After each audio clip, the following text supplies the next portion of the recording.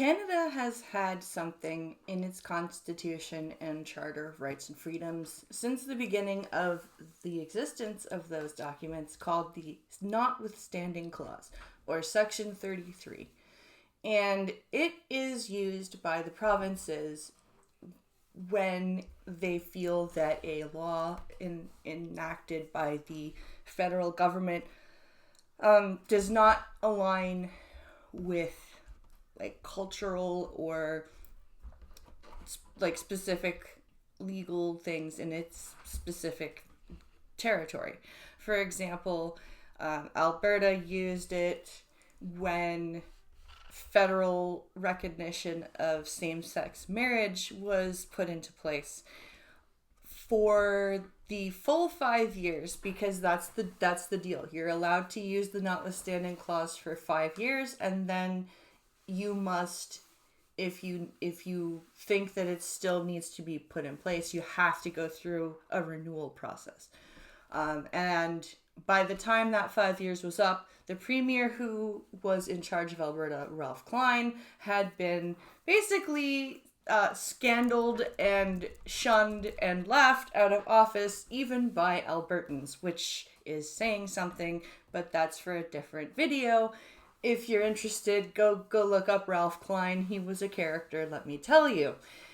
Other uses of the clause were when Doug Ford kind of pushed back on some of the COVID restrictions before Trudeau basically waived the equalization payments in his face and said, if you don't stop, we're gonna not send these to you. So Ford was like, okay, sorry. And Quebec also uses the notwithstanding clause when coming to questions of language laws and secularism. The biggest being the law that they have, Bill 21, which talks about public servants such as judges, police officers, and teachers being banned from wearing religious symbols while on the job. This does not say that they are not allowed to wear a keffiyeh on the weekend or a yarmulke, on the weekend or whatever. But while you're working, you are not allowed to be wearing your religious symbols on the job. And they've also used it in their push to get the French language strengthened again. Now, the federal government, strangely, now that Mark Carney is in power, oh look, another example of how he's way worse than Trudeau and how I was correct.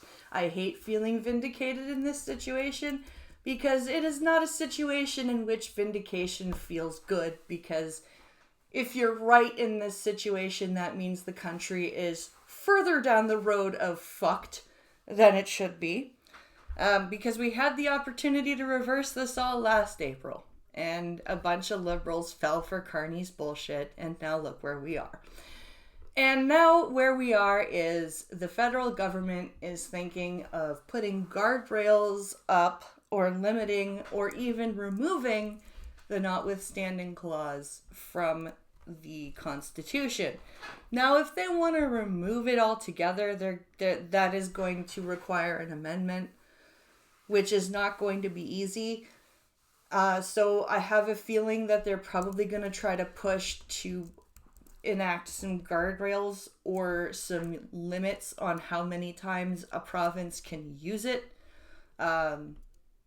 Still, I think that touching the notwithstanding clause in this particular time, at this particular moment, when all this political unrest is going on, is very suspicious, just like the hate crime law that I covered in my last video.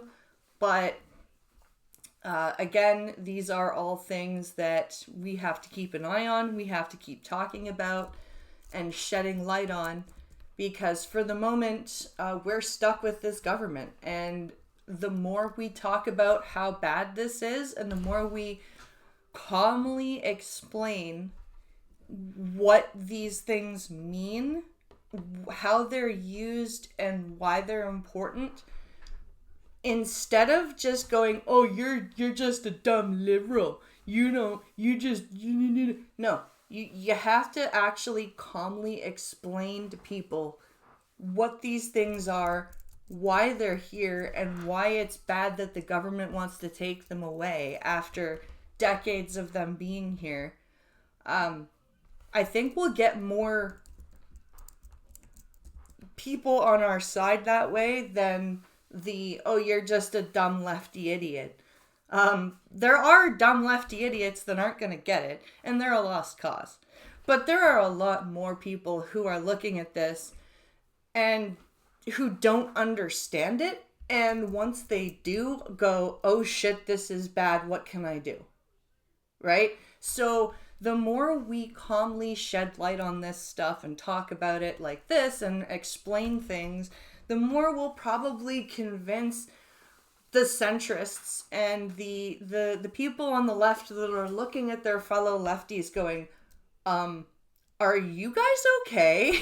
Did somebody switch your meds without you knowing? Like, I don't understand. Like, there are people on the left that are looking at their other lefties and they are concerned. And if we can get those people's attention and show them what's going on, I think we'll have a chance. I'm forever the optimist. We still have a chance. It's less of a chance, but we still have one. So let's take it. All right? Like, share, subscribe, and I'll see you in the next one.